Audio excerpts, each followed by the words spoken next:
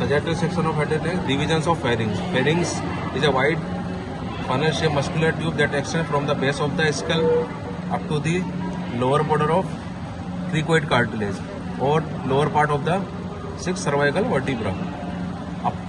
Total length approximate 12 to 14 centimeter. The upper part is broad, wide part that lies just behind the nasal cavity, that is nasopharynx. From the base of the skull up to the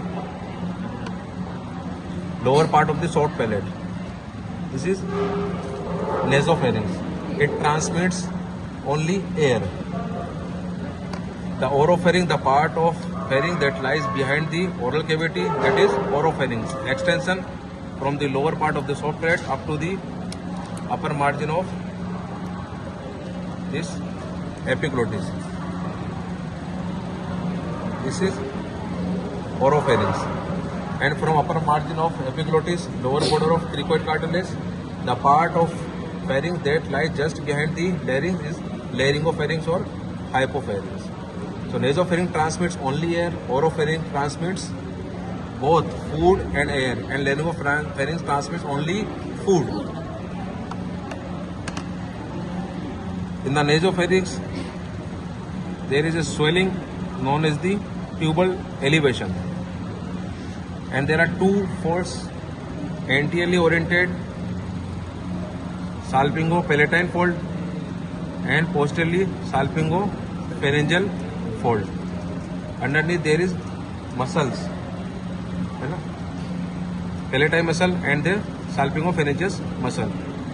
And below this tubal tonsil there is opening of pharyngotympanic tube, or also known as Eustachian tube.